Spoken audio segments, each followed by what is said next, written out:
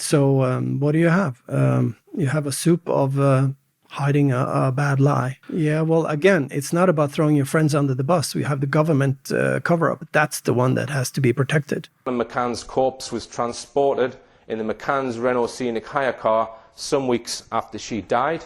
I believe there has been a high-level cover-up about what really happened. Nós começamos a pensar nos pais como suspeitos, porque aquilo é uma encenação de trio.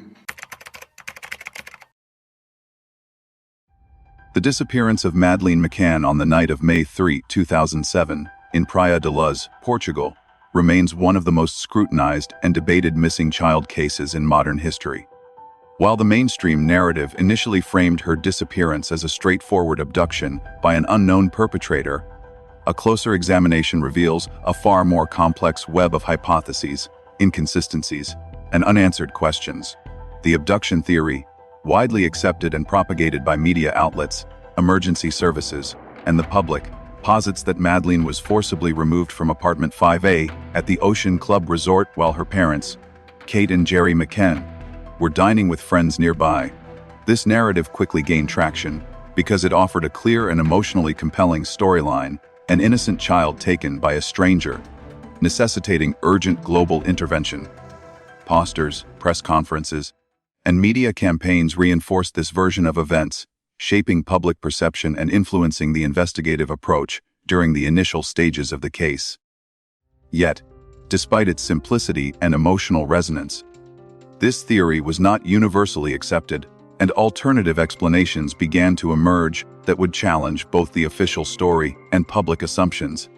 One of the most significant alternative hypotheses suggests that Madeleine may have died within the apartment itself, either accidentally or as a result of circumstances that were not immediately apparent. Proponents of this perspective point to inconsistencies in witness statements, the undisturbed state of the apartment, and the lack of any verified evidence of forced entry as indications that the abduction narrative may not fully reflect the reality of that evening. According to this theory, subsequent actions by those present, ranging from statements given to authorities to the management of the scene, could have been designed, consciously or unconsciously, to conceal the true circumstances of Madeleine's disappearance. These alternative scenarios, while controversial, are reinforced by forensic anomalies, such as alerts from cadaver detection dogs and traces of biological material that were either dismissed or inadequately addressed during the investigation. They highlight the difficulty of establishing a definitive account when evidence is limited, contradictory, or potentially compromised, and they underscore the necessity of considering multiple perspectives before drawing conclusions. Adding further complexity to the case are the independent analyses conducted by 3 investigators who approached the disappearance from distinct professional backgrounds: Bernt Stellander, Gonçalo Amaral, and Richard D. Hall. Each of these figures has offered insights that diverge from the mainstream narrative, challenging assumptions, questioning procedural choices, and highlighting overlooked details that may have critical implications for understanding the events of that night. Together, their work demonstrates the importance of examining the case through multiple investigative lenses, combining behavioral analysis, forensic scrutiny, and critical media evaluation to form a more comprehensive picture. Bernt Stellander, a retired Norwegian military police officer, focused his attention on the behavioral patterns and psychological cues displayed by those present during and after Madeleine's disappearance. Stellander's approach emphasizes the significance of what people do rather than what they say, particularly in high-stress situations where concealment or deception may occur. He closely monitored the McCanns and their associates' routines, both publicly and privately, and analyzed subtle patterns of behavior that could suggest knowledge of events beyond the official narrative. Through this lens, Stellander explored how ritualized or repeated actions, solitary visits to specific locations, and controlled interactions with the environment might indicate unspoken truths about Madeleine's fate, offering a dimension of insight that traditional investigative approaches might overlook. Gonçalo Amaral, the former lead investigator for Portugal's Polícia Judiciária, brought a forensic and procedural perspective to the case. Amaral challenged the immediate assumption of abduction, highlighting the lack of forced entry, the orderly state of apartment 5A, and the absence of eyewitness accounts implicating an external intruder. His scrutiny extended to forensic evidence, including alerts from cadaver detection dogs and other biological indicators, which he argued were either dismissed or insufficiently explored by official channels. Amaral posited that these observations could point toward the possibility of an accidental death occurring within the apartment, subsequently followed by actions that shaped the abduction narrative. His approach underscores the centrality of empirical evidence and methodological rigor, emphasizing that conclusions must be grounded in observable facts rather than public sentiment or media-driven assumptions. Richard D. Hall, an independent investigative journalist, contributed a third perspective, concentrating on the role of media influence and narrative shaping. Hall critically examined the rapid establishment of the abduction storyline, the selective reporting of evidence, and the dissemination of public statements that reinforced a singular interpretation of events. He highlighted how media framing, when coupled with political and public pressures, can constrain the scope of an investigation and limit the exploration of alternative hypotheses. Hall's analysis emphasizes the importance of maintaining investigative independence and the need for critical evaluation of both evidence and the narratives constructed around high-profile cases, demonstrating how perception and public sentiment can shape and sometimes distort the understanding of a complex investigation. Together, these three independent investigations illustrate the multifaceted nature of the Madeleine McCann case. While each investigator employs different methodologies, behavioral observation, forensic analysis, and media critique, they converge on the recognition that the official narrative is incomplete and that significant gaps remain in the understanding of what transpired on May 3, 2007. Their work collectively demonstrates the necessity of examining a case from multiple perspectives, integrating psychological, forensic, and sociopolitical factors to develop a more nuanced and evidence-based understanding of the events. Moreover, it highlights how high-profile cases are uniquely vulnerable to narrative construction, media influence, and public pressure, which can complicate the pursuit of objective truth. We invite viewers to engage with these perspectives and consider their implications. How do behavioral analysis, forensic investigation, and media scrutiny complement or contradict each other? In your opinion, which investigators' approach resonates most convincingly with the available evidence? Comment below to share your thoughts on Bernt Stellander's behavioral theories, Gonçalo Amaral's forensic skepticism, and Richard D. Hall's critique of the media narrative. Which approach do you find most compelling, and why? Your insights help fuel an ongoing conversation about one of the most enigmatic cases in modern investigative history. Bernt Stellander, a retired Norwegian military police officer, approached the disappearance of Madeleine McCann with a markedly different lens from mainstream investigators and media narratives. Unlike traditional detectives focused primarily on identifying an external suspect, Stellander's focus was inward, emphasizing behavioral observation, psychological profiling, and the subtle patterns that often go unnoticed in highly publicized cases. His central question was not, who took Madeleine, but rather, did Madeleine McCann truly leave the vicinity? Or had she met her fate nearby in a manner that was obscured by those closest to her? This shift in perspective allowed Stellander to explore avenues that were overlooked by conventional investigations, particularly those that considered the behavior of the McCann family and their friends in relation to possible concealment of a tragic accident. Early in his independent investigation, Stellander turned his attention to what he came to label Spot 1, a discrete hill overlooking the town of Praia da Luz. This location, identified through a combination of landscape analysis, patterns inferred from witness statements, and subtle psychological cues, struck Stellander as a place of potential significance in the events following Madeleine's disappearance. At the site, he documented unusual markers that could not be easily dismissed as coincidental. These included a heart-shaped arrangement of stones, the letter M, formed from small branches, and a fresh pink flower delicately placed in the soil. Stellander interpreted these elements as evidence of ritualized behavior, a silent communication, or act of remembrance tied to someone emotionally connected to the child. While to an uninformed observer, these signs might appear symbolic or purely sentimental, Stellander considered them forensically significant. They suggested repeated visits, deliberate placement, and an intimate knowledge of the child's name and presumed presence, indicating that someone may have returned multiple times to the location with a personal purpose, rather than for public display or memorialization.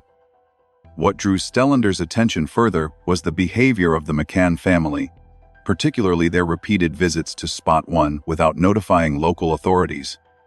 Weeks after Madeleine's disappearance, hidden cameras set up by Stellander captured both Kate and Jerry McCann returning to the area. Notably, they came alone, without their twins, without media accompaniment, and in an unannounced and deliberate manner. The visits appeared calculated and careful, with minimal disruption to the surrounding environment. These behaviors contrasted sharply with the public persona the McCanns had projected, that of desperate parents urgently seeking their abducted daughter. Instead, Stellander observed a pattern of controlled, private engagement with a location that was otherwise unremarkable to the general public. In his view, the deliberate secrecy surrounding these visits raised critical questions. Why would the parents repeatedly return to a secluded spot if they genuinely believed their daughter had been abducted and might still be alive elsewhere? The actions implied knowledge or a connection to what might have occurred, a possibility that the official narrative did not accommodate. Stellander's psychological analysis focused heavily on the concept he referred to as romanticizing the grave. This concept, rooted in behavioral profiling and forensic psychology, examines how individuals psychologically cope with guilt, loss, and responsibility in circumstances where they may feel personally implicated in a tragic event. According to Stellander, Kate McCann's behavior at Spot 1 suggested more than simple mourning or longing. It indicated a form of private atonement. By repeatedly visiting the site, placing symbolic markers, and engaging in solitary, ritualistic behaviors, she was processing a trauma that she may have felt responsible for, consciously or subconsciously. This approach to grief, Stellander argued, is not typically observed in cases of genuine abduction, where parents tend to exhibit frantic, unpredictable behaviors driven by uncertainty and hope. Instead, the measured, controlled, and repetitive actions observed by Stellander aligned more closely with a psychological mechanism designed to manage guilt and maintain proximity to a loss that could not be openly acknowledged. In addition to behavioral observations, Stellander also scrutinized minor but telling details that others might dismiss. For instance, the choice of items left at the site, including personal mementos, photographs, and objects associated with Madeleine, suggested careful curation rather than impulsive grieving. The repeated presence of these items and the consistency in their placement over time implied a deliberate routine. Stellander interpreted this as a behavioral signature, a method of coping with the irreversible outcome while maintaining an internal connection to the child. Importantly, these behaviors were carried out discreetly, away from the public eye, highlighting the contrast between private ritual and public narrative. To Stellander, this distinction reinforced the possibility that the story presented to authorities and the media was not entirely reflective of reality. Stellander's methodology illustrates a critical dimension in investigative psychology, the significance of actions over words. By focusing on what individuals do when unobserved, he argued, investigators can glean insights that challenge official accounts and reveal hidden truths. In the context of Madeleine McCann, this meant considering not only the absence of a known abductor, but also the behaviors of those most closely connected to the child, especially when those behaviors demonstrated careful, repeated engagement with a location of potential significance. Stellander's findings suggest that human behavior, including subtle rituals and controlled revisits to specific sites, can serve as an indirect form of evidence, offering clues about events that may have been concealed or misrepresented. Ultimately, Bernt Stellander's investigation does not claim definitive answers regarding Madeleine McCann's fate. Instead, It provides a framework for interpreting behavioral evidence in conjunction with circumstantial indicators, highlighting patterns that raise legitimate questions about possible concealment and the true circumstances surrounding her disappearance. His work emphasizes the importance of considering psychological and behavioral dimensions in missing persons cases, particularly when physical evidence is scarce or compromised. Through the lens of Stellander, the McCann case becomes not merely a story of abduction, but a complex narrative of human behavior, secrecy, and the ways in which trauma and responsibility can manifest in subtle, observable patterns. Gonçalo Amaral, the former lead investigator for Portugal's Polícia Judiciária, approached the disappearance of Madeleine McCann with a focus that diverged sharply from both the public narrative and mainstream media coverage. Unlike the widely disseminated abduction theory, Amaral's perspective was grounded in forensic observation, procedural assessment, and a rigorous examination of the evidence, or, in some cases, the absence of it. From the outset, Amaral expressed skepticism toward the idea that a stranger had entered apartment 5A and abducted the 3-year-old. Upon his initial entry to the apartment on the night of May 3, 2007, Amaral noted a surprising absence of the typical signs associated with a break-in. There were no shattered locks, no forced windows, no overturned furniture, and no other indications that an intruder had entered the premises. The apartment appeared undisturbed, orderly, and in a state inconsistent with the chaos that a burglary or abduction would normally produce. This initial observation would set the tone for Amaral's subsequent investigation, prompting him to consider a possibility that many were reluctant to explore, that Madeleine may have died within the apartment, and that the story of abduction was a narrative constructed to conceal that reality. Central to Amaral's theory was the contrast between the physical evidence, or lack thereof, and the rapidly forming public story. Whereas media outlets and public statements by the McCanns quickly reinforced the idea of a stranger abduction, Amaral observed that the scene itself did not corroborate such a scenario. The bedrooms of the children were untouched, beds remained neatly made, and the family's personal belongings showed no signs of disarray. Furthermore, Amaral was struck by the absence of eyewitness accounts of a suspicious individual entering or leaving the building. In his professional experience, he noted, an abduction of a child by a stranger is almost always accompanied by traces, whether physical or testimonial, that point to the presence of an external party. The complete absence of such indicators challenged the official narrative and compelled him to pursue alternative explanations grounded in the available evidence. Amaral's doubts were reinforced by the results of forensic measures conducted during the early stages of the investigation. Among the most significant findings were the alerts from cadaver detection dogs, deployed within the apartment and in a Renault Scenic rental car later used by the McCanns. One dog, trained specifically to detect human decomposition, registered strong signals in areas of the apartment associated with Madeleine's sleeping arrangements, while another detected potential traces of blood in the trunk of the family's vehicle. Though these alerts were significant and would normally prompt detailed follow-up investigation, they were largely dismissed or minimized in official reporting. Amaral viewed this disregard as symptomatic of a broader failure to let evidence guide conclusions.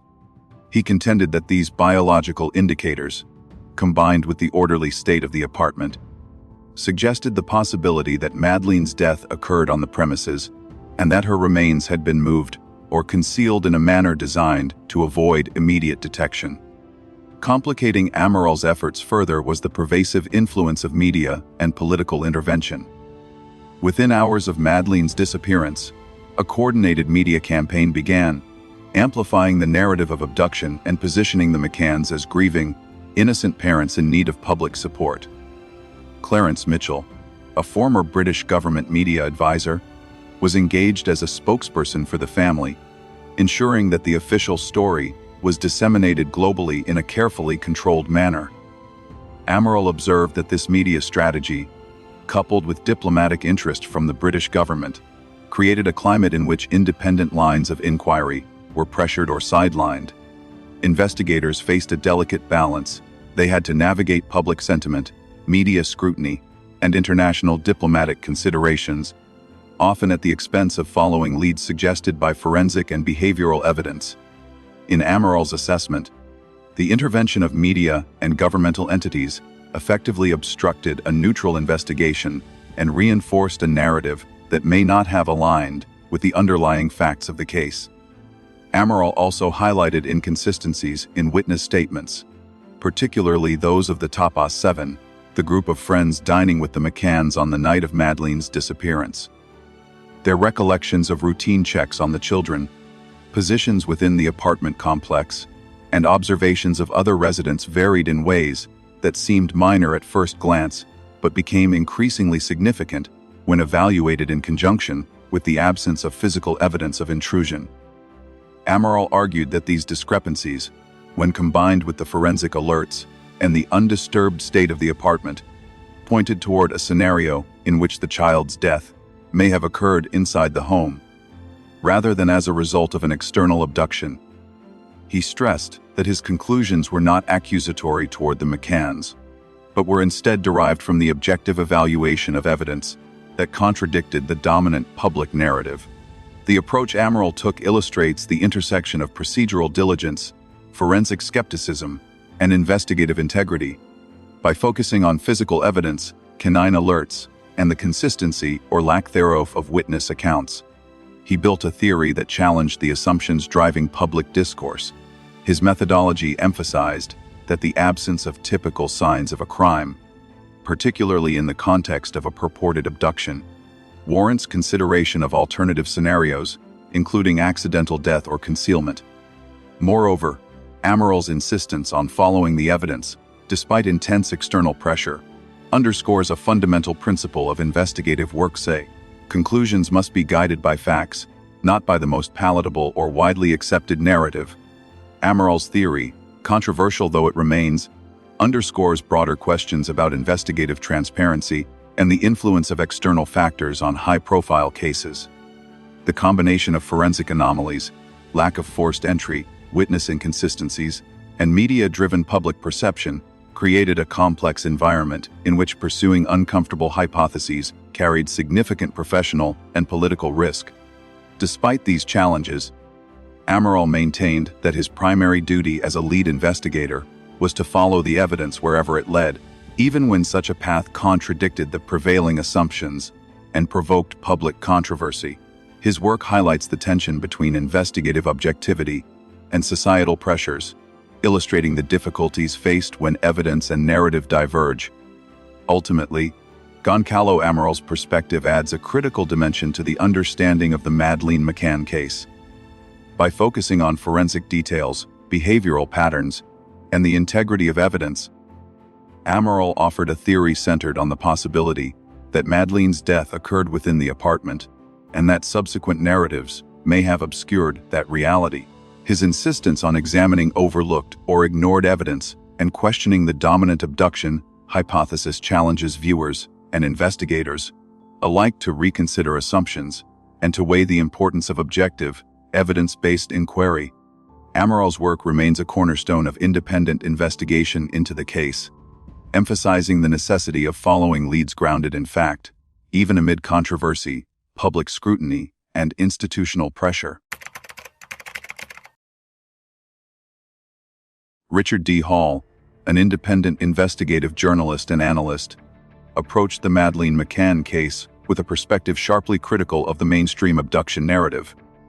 From Hall's standpoint, the widely circulated theory that Madeleine was kidnapped by a stranger was not substantiated by credible evidence, and, in his analysis, relied heavily on assumptions, emotional appeal, and media reinforcement rather than concrete forensic proof.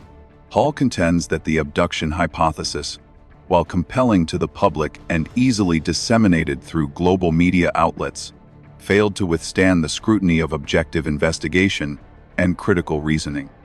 His approach focused on dissecting inconsistencies in the official narrative, examining the integrity of the crime scene, and evaluating the weight and reliability of the evidence, or the lack thereof supporting the notion of a stranger abduction. Central to Hall's argument is the forensic condition of apartment 5A at the Ocean Club Resort, the scene from which Madeleine disappeared. Upon reviewing available documentation, photographs, and testimony, Hall observed an absence of signs that would typically indicate forced entry or intrusion by an unknown individual. There were no broken locks, no shattered windows, and no evidence of tampering with doors or shutters.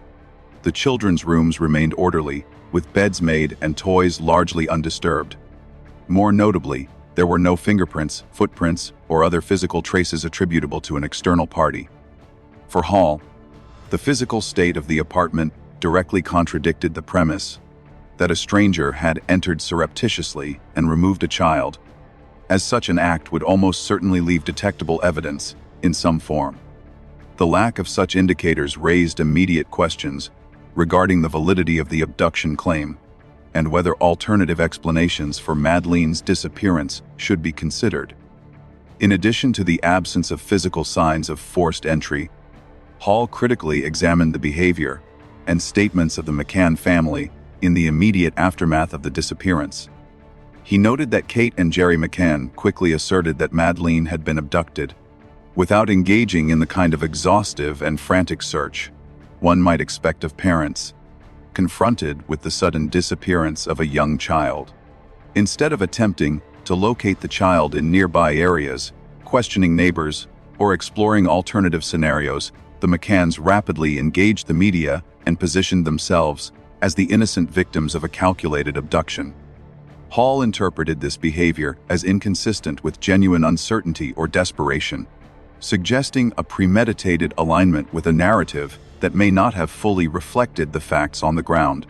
He emphasized that while grief and trauma are subjective and complex, the structured, confident, and media-driven statements made by the McCanns raised concerns about the authenticity of the abduction claim from a critical investigative perspective.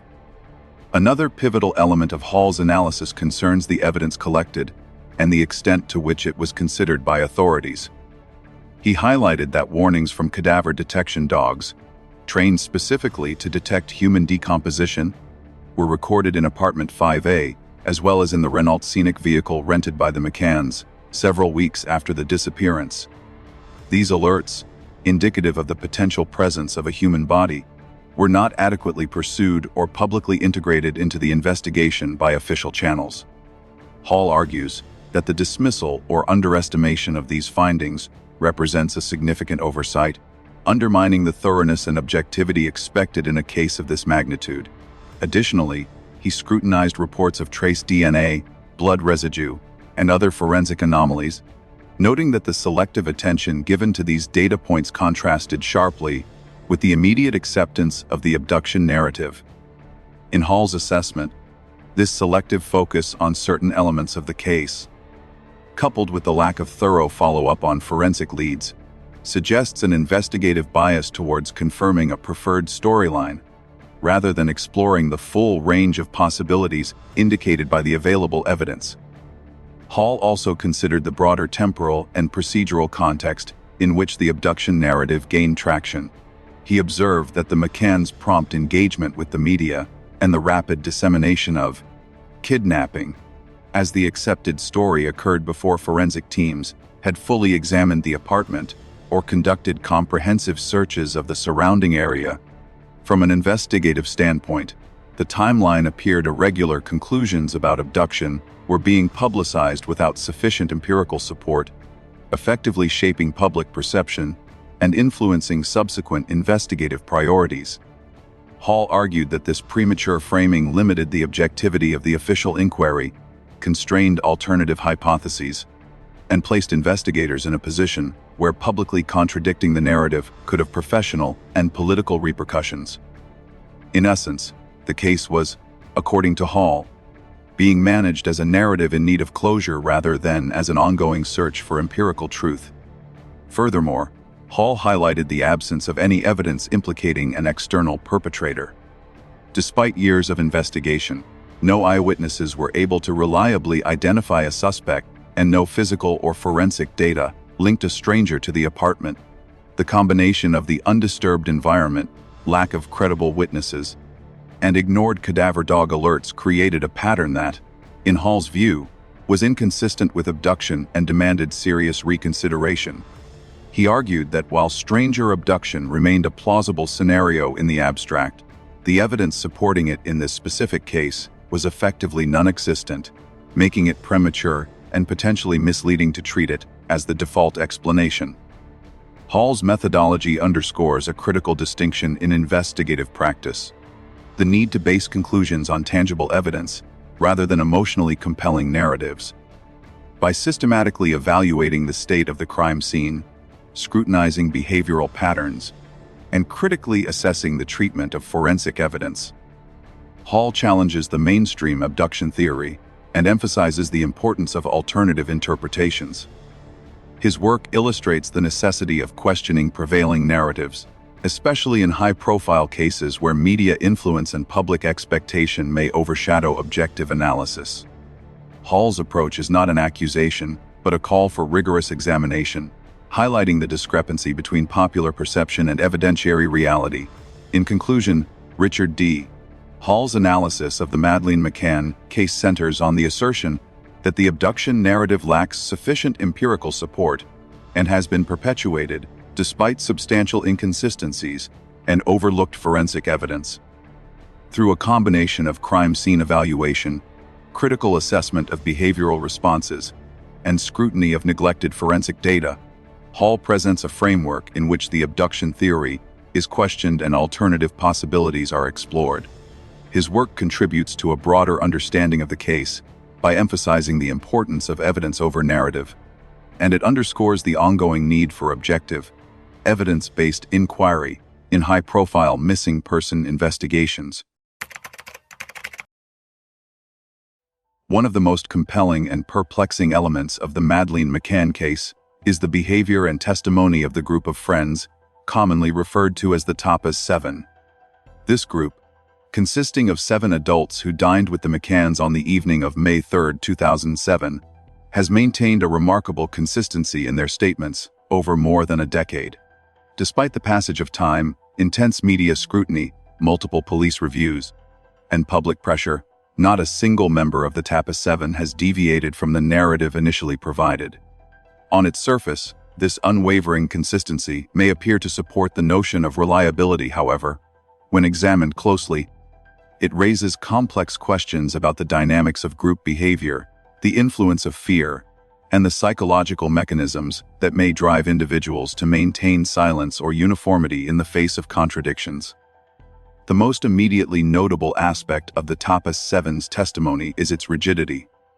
In interviews and official statements, the group has consistently reiterated the same details regarding their actions on the night of Madeleine's disappearance, including who checked on which children, the timing of these checks, and the sequence of events within and around apartment 5A. Yet, independent investigators and analysts, including Bernt Stellander and Gonçalo Amaral, have pointed out numerous inconsistencies in minor but significant details. For example, accounts of which doors were open, whether window shutters were raised or lowered, the precise timing of meals and child checking routines, and who observed particular moments in the resort complex all display subtle but persistent discrepancies.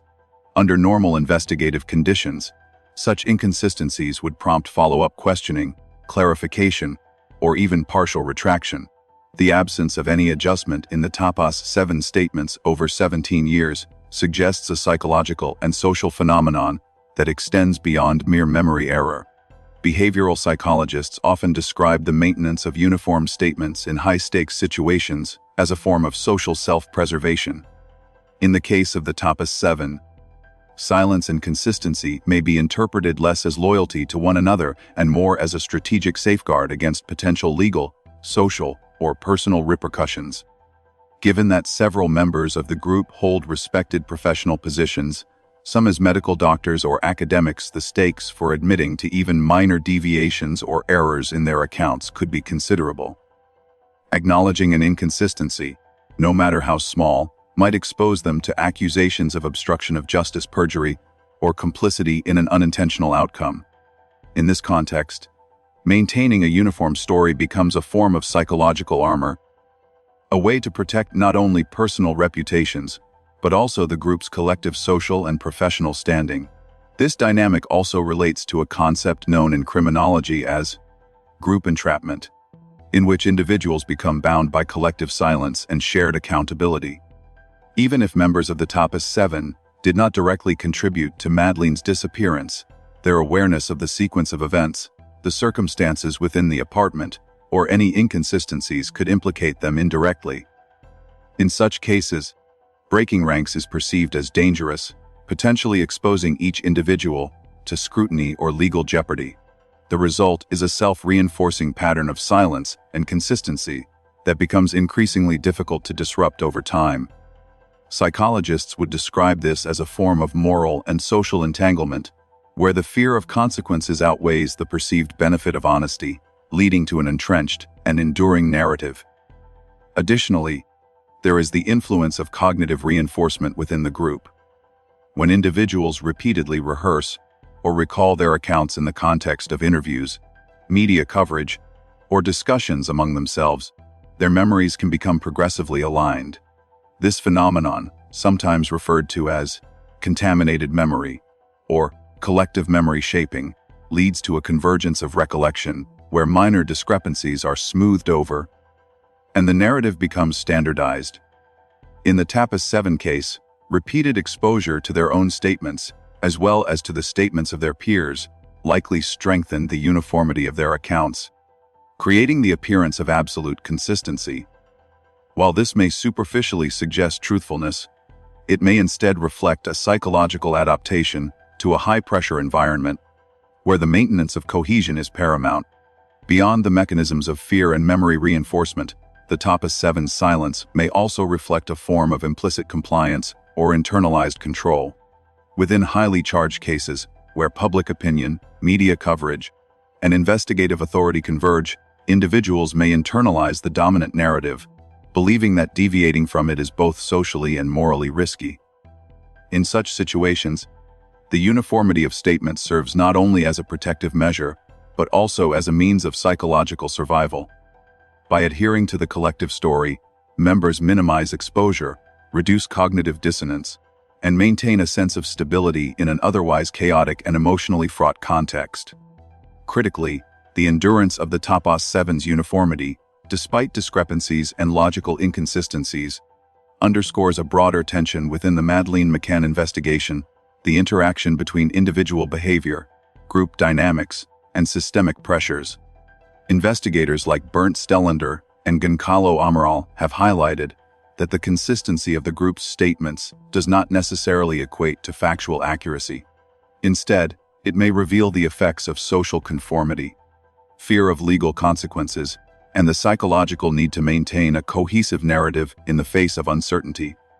In other words, the Tapas 7's silence and repetition function as both a shield and a constraint, protecting the individuals while simultaneously obscuring potential truths about the events of May 3, 2007.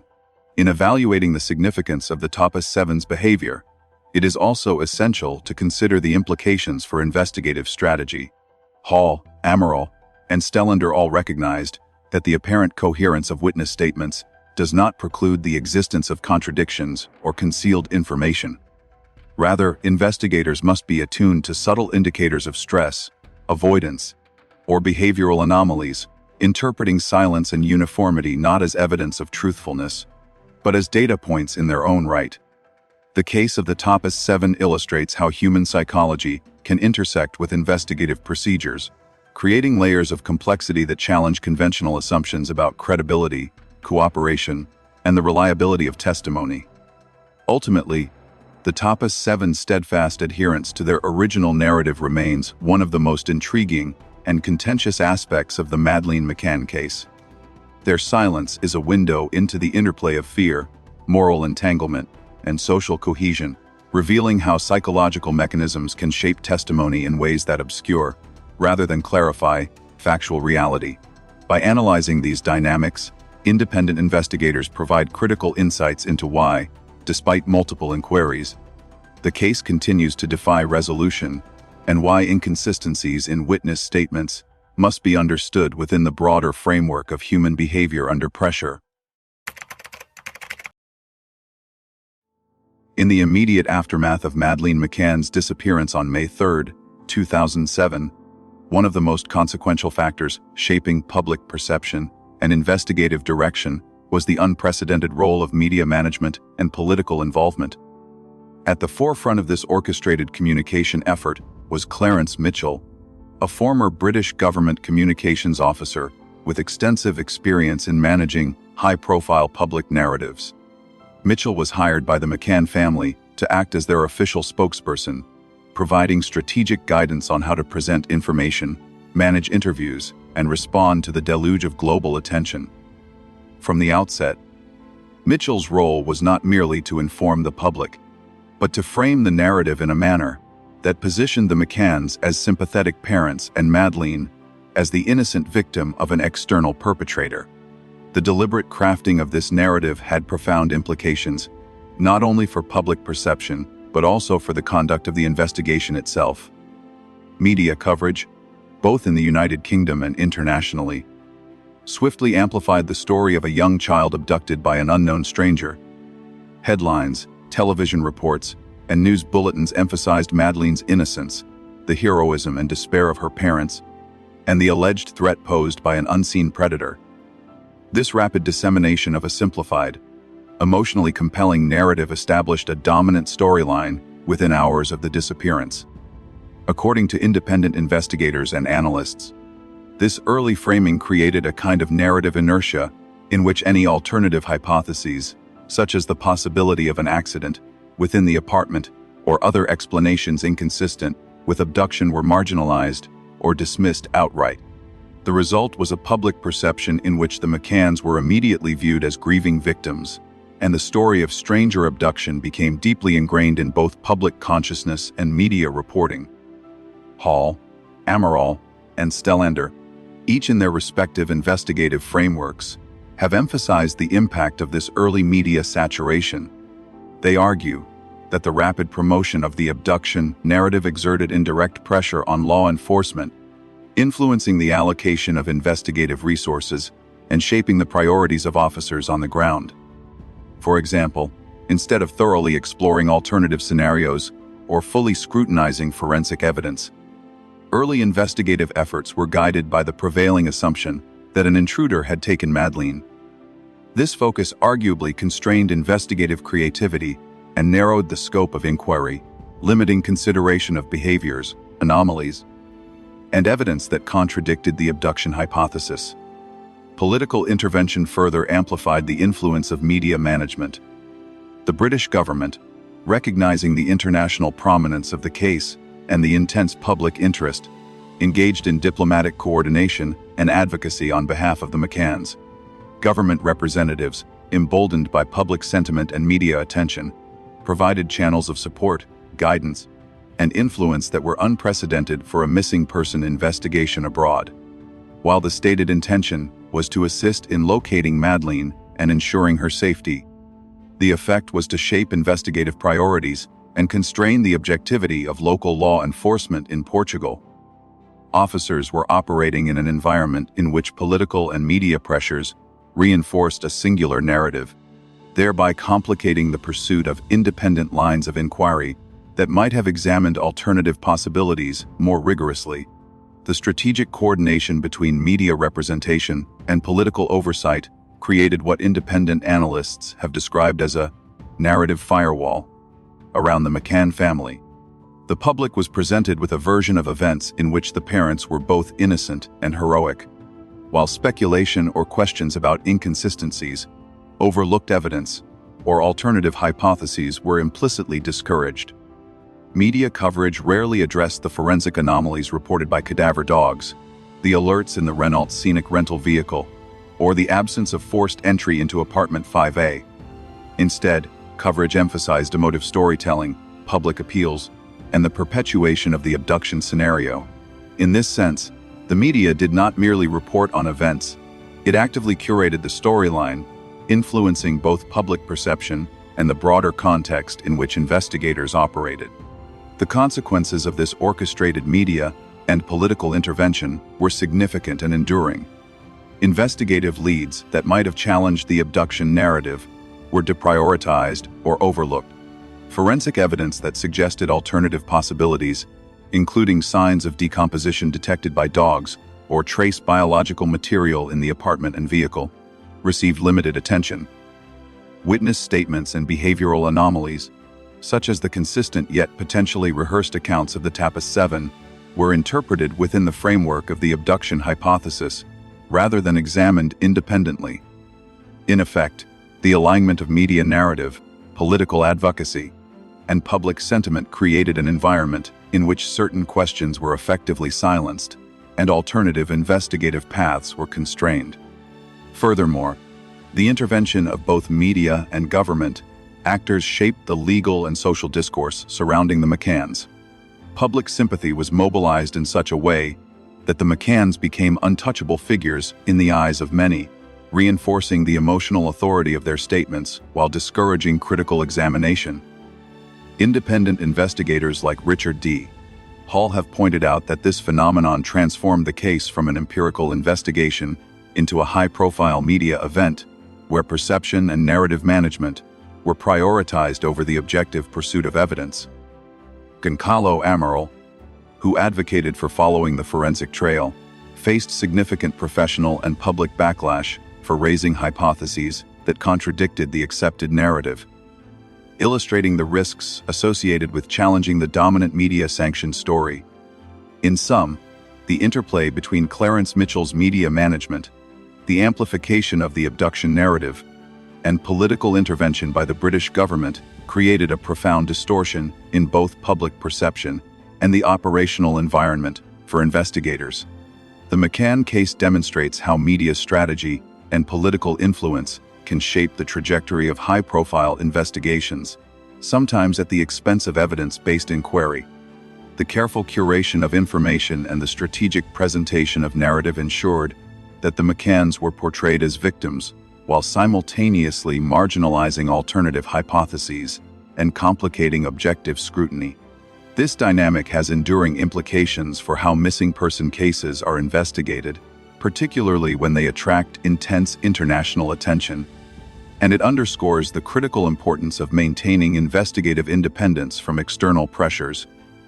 By analyzing the McCann case through the lens of media influence and political involvement, one begins to understand how the combination of strategic communication and governmental support can inadvertently or intentionally constrain the impartiality of law enforcement.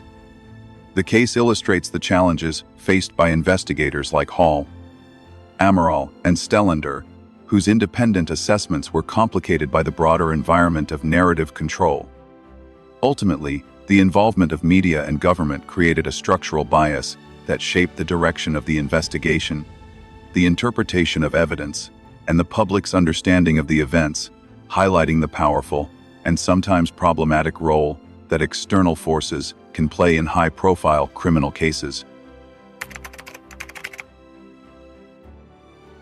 Despite years of investigation, media coverage, and international attention, the disappearance of Madeleine McCann remains shrouded in uncertainty, with several key hypotheses and unresolved contradictions continuing to challenge the official narrative. One of the most persistent unresolved questions concerns the possibility that Madeleine may not have been abducted by a stranger, as widely reported, but may have died within the confines of apartment 5A. This alternative hypothesis, explored independently by investigators such as Gonçalo Amaral, Richard D. Hall, and Bernt Stellander, proposes that an accidental event or unforeseen medical incident could have resulted in her death, after which subsequent actions by those present sought to conceal the circumstances. Unlike the abduction theory, which relies heavily on assumption and emotional narrative, this line of inquiry emphasizes observable evidence, behavioral cues, and forensic findings that suggest the official story may not fully reflect the events of that night. Central to the unresolved nature of this hypothesis are the inconsistencies in statements provided by both the McCann family and the Tapas 7, the group of friends who dined with them on May 3rd. While the group's collective accounts have remained remarkably consistent over nearly 2 decades, independent analyses reveal significant discrepancies upon close examination. These include contradictions regarding the timing of child checks, the positioning of doors and windows, who observed certain events, and whether particular areas of the apartment were secure. While minor inconsistencies in witness statements are common in any investigation, the persistence of these anomalies paired with the unwavering uniformity of the group's testimony has raised questions about whether these discrepancies have been intentionally or unconsciously suppressed. Investigators like Stellander have argued that the phenomenon may represent a form of psychological self-preservation, where the fear of implicating oneself or others in an incident outweighs the obligation to provide complete truth. In this context, silence and consistency become a mechanism for collective protection, but simultaneously obscure facts crucial to resolving the case. Compounding these unresolved contradictions is the role of forensic evidence that has either been ignored or inadequately addressed. Alerts from cadaver detection dogs, evidence of possible human decomposition within the apartment, and trace biological material discovered in the Renault Scenic rental vehicle used by the McCanns after Madeleine's disappearance represent significant data, points that have yet to be fully reconciled with the abduction narrative. Independent investigators have repeatedly highlighted that these findings are more compatible with scenarios in which Madeleine's death occurred on the premises, followed by the relocation of her body, than with a random stranger abduction. Yet, despite the potential implications of such evidence, official reports and media narratives largely focused on the stranger abduction theory, relegating these anomalies to footnotes or dismissing them outright. The selective attention to certain evidence, while ignoring others, has perpetuated a constrained investigative environment in which the pursuit of alternative hypotheses was actively or passively discouraged. The influence of media and government intervention has played a significant role in maintaining the dominance of the abduction narrative, further complicating the resolution of outstanding contradictions. As previously discussed, Clarence Mitchell and the broader media apparatus worked to establish a coherent story that portrayed the McCanns as grieving parents and Madeleine as an innocent victim. The immediacy and intensity of this campaign created a public perception that left little room for alternative interpretations, subtly pressuring investigators to align their findings with the narrative already accepted by international audiences. Moreover, diplomatic involvement by the British government reinforced the prominence of the abduction storyline and introduced additional constraints on independent investigation, effectively limiting the exploration of scenarios that might have implicated the McCanns or suggested internal concealment. The combination of public scrutiny, media framing, and political engagement generated an investigative environment in which difficult or uncomfortable questions were sidelined, and the pursuit of alternative explanations was hindered. Several unresolved hypotheses directly arise from this environment. One involves the sequence and timing of events in the hours leading up to Madeleine's disappearance. Independent analysts have pointed to discrepancies in the timeline reported by the McCanns and Tapas 7, including when each child was last checked, the reported timing of dinner, and the movement of the group within the resort. These timing issues, when mapped against the known conditions of the apartment and the alerts provided by cadaver dogs, suggest inconsistencies that challenge the plausibility of a stranger abduction occurring without detection. Another unresolved hypothesis centers on the potential concealment of evidence or actions taken immediately following an accidental death. Investigators question why critical forensic evidence appears to have been compromised or overlooked, including the handling of the children's personal items, movement of objects in the apartment, and delayed reporting of specific details to authorities. While these questions do not constitute proof of any particular scenario, they highlight areas in which investigative rigor was undermined or neglected, leaving essential contradictions unresolved. Behavioral analysis further reinforces the complexity of these unresolved hypotheses. Observations of the McCanns and Tapas 7's actions, as noted by Stellander and Hall, indicate patterns that are difficult to reconcile with genuine abduction-driven panic. For example, the McCanns' swift engagement with media channels, their precise and rehearsed public statements, and the Tapas 7's collective maintenance of uniform testimony over 17 years suggest psychological dynamics that prioritize self-preservation, cohesion, and narrative control. While such behavior is not proof of culpability, it provides critical context for understanding why contradictions have persisted and why certain investigative avenues may have been avoided. Investigators argue that the intersection of these behavioral patterns with forensic anomalies warrants continued attention, yet the investigative environment shaped by media and political influence has limited the application of objective scrutiny to these questions. Ultimately, the unresolved hypotheses and contradictions in the Madeleine McCann case illuminate the broader challenges of high-profile investigations. The persistence of inconsistencies in witness statements, the overlooked or dismissed forensic evidence, and the constraints imposed by media and governmental involvement have collectively hindered the full resolution of the case. Independent analysis suggests that these factors not only obscure potential alternative explanations, such as accidental death or concealment, but also perpetuate a narrative framework that simplifies the story for public consumption at the expense of investigative completeness. As a result, key questions remain unanswered, and significant areas of uncertainty continue to dominate discussions among both investigators and the public. The analysis of these unresolved issues underscores the importance of critical, evidence-based inquiry that is insulated from external pressures. Investigators like Amaral, Hall, and Stellander have repeatedly emphasized the necessity of examining anomalies, contradictions, and behavioral cues without the influence of media framing or political intervention.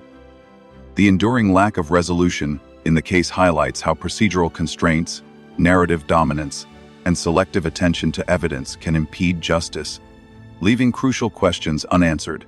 It also illustrates the need for transparency and the careful weighing of alternative hypotheses in cases where public and emotional pressures are extraordinary. In summary, the unresolved hypotheses surrounding Madeleine McCann's disappearance focus on three intertwined areas: the possibility of her death within the apartment and subsequent concealment, the enduring contradictions in the accounts of the McCanns and Tapas 7, and the constraining influence of media and political involvement. Together, these factors have prevented a definitive resolution of the case, leaving the investigation open to interpretation and speculation. The careful scrutiny of these unresolved issues remains essential, both for understanding the complexities of this particular case and for improving investigative practices in future high-profile missing person cases. The McCann case serves as a sobering reminder of how evidence, behavior, and narrative can collide, and how the pursuit of truth can be complicated by forces that extend beyond the crime itself.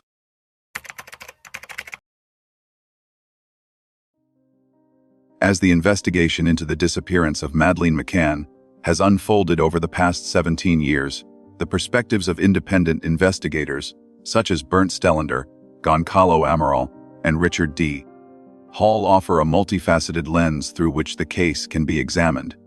Each of these investigators approached the circumstances from distinct angles, yet all converge on a central observation. Despite extensive public attention, the case has been marked by significant shortcomings in investigative rigor and evidentiary analysis. Stellander's meticulous focus on behavioral patterns and psychological cues highlights the subtleties in human conduct that may indicate concealment or unspoken knowledge. Amaral's forensic scrutiny emphasizes the importance of empirical evidence, procedural diligence, and the need to question assumptions in the absence of definitive proof. Hall, meanwhile, critiques the influence of media framing and public perception, underscoring how narratives shaped by external pressures can obscure facts and compromise the objectivity of investigative processes.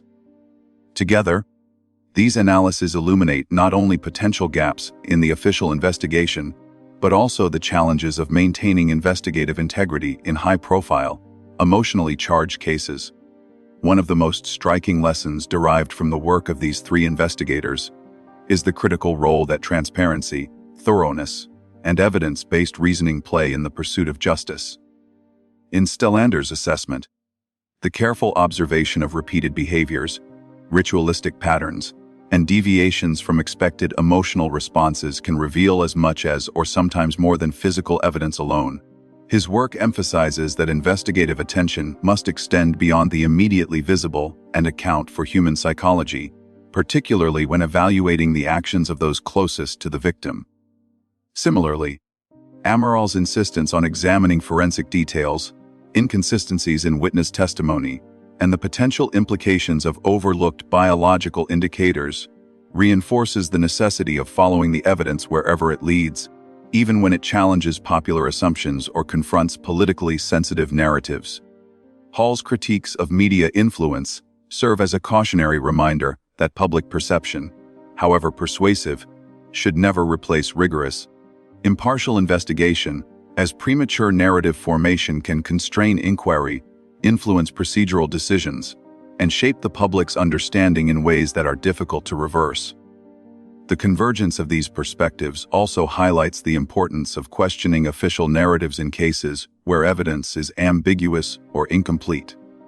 The disappearance of Madeleine McCann demonstrates how narratives can solidify in the public consciousness, sometimes at the expense of alternative hypotheses that may better explain inconsistencies or anomalies. In the absence of definitive physical evidence, investigators must remain vigilant to the possibility that commonly accepted explanations such as stranger abduction may be incomplete or partially constructed. The independent analyses of Stellander, Amaral, and Hall collectively underscore the necessity of examining both overt and subtle signals, considering behavioral evidence alongside forensic findings, and maintaining openness to competing interpretations that challenge the official storyline. This analytical approach is particularly critical when investigating cases that attract intense media attention and political involvement, where external pressures may inadvertently shape both public perception and investigative priorities. Another lesson lies in the understanding of group dynamics, psychological entanglement, and the influence of fear or social pressure on witness testimony. The behavior of the Tapas 7, who maintained consistent statements over nearly 2 decades, despite minor contradictions and anomalies, illustrates the complex interplay between memory, group cohesion, and the perceived consequences of deviation. This phenomenon, described by investigators as a form of psychological entrapment, emphasizes the need for investigators to consider the underlying motivations, fears, and social pressures that may influence behavior, rather than taking statements at face value. Failure to account for these human factors can result in an incomplete understanding of events, missed investigative opportunities, and a reliance on narratives that are more socially constructed than factually substantiated. The case also provides a sobering illustration of how media and political involvement can shape the course of an investigation. The coordinated communication efforts led by Clarence Mitchell and the extensive media coverage established a compelling public narrative that framed the McCanns as grieving parents and Madeleine as the innocent victim of a stranger. While such framing may have been well-intentioned in seeking public assistance and international attention, it inadvertently constrained investigative options and reinforced a particular interpretation of events. Hall's analysis reminds us that in high-profile cases, the alignment of media messaging with investigative focus can have significant consequences, potentially marginalizing alternative hypotheses and limiting the thoroughness of the inquiry. The intersection of public narrative, political advocacy, and law enforcement priorities illustrates the challenges investigators face when attempting to pursue objectivity in the context of widespread scrutiny and external pressure. Ultimately, the disappearance of Madeleine McCann remains unresolved. The hypotheses proposed by Stellander, Amaral, and Hall ranging from behavioral indications of concealment, forensic anomalies suggesting potential accidental death to the influence of narrative shaping by media and political actors underscore that multiple avenues of inquiry remain open. Despite intensive investigation, the official record does not fully reconcile contradictions in statements, the significance of forensic alerts, or the behavioral patterns observed among key individuals. This enduring ambiguity serves as both a caution and a reminder. The pursuit of truth in complex cases demands sustained diligence, the willingness to question dominant narratives, and an unwavering commitment to evidence-based investigation. For viewers and those engaging with the case, the lessons are clear. investigative rigor must not be compromised by emotional appeal, media pressure, or political influence. Behavioral and forensic evidence must be integrated thoughtfully, and contradictory or anomalous information should be critically examined rather than dismissed. The McCann case exemplifies the challenges inherent in high-profile missing person investigations, illustrating how incomplete or selectively interpreted evidence can perpetuate uncertainty for years, if not decades. Moreover, it highlights the value of independent investigators who approach the case from diverse angles, employing behavioral analysis, forensic scrutiny, and critical evaluation of media influence to construct a more nuanced understanding of events. In conclusion, the work of Stellander, Amaral, and Hall collectively underscores the importance of maintaining investigative independence, methodological rigor, and critical thinking in the face of public scrutiny. While the fate of Madeleine McCann remains unknown, their analyses provide invaluable insights into the factors that have hindered resolution and the lessons that can be applied to future investigations. This case is a stark reminder that the pursuit of justice requires continual questioning, careful examination of evidence, and a commitment to following the facts wherever they lead. It challenges investigators, journalists, and the public alike to resist accepting simplified narratives without scrutiny, and to remain vigilant in the quest for truth, no matter how complex or uncomfortable that truth may be. The disappearance of Madeleine McCann remains a cautionary tale of the intersection between evidence, behavior, media, and public perception, emphasizing that unresolved questions demand ongoing inquiry, not passive acceptance.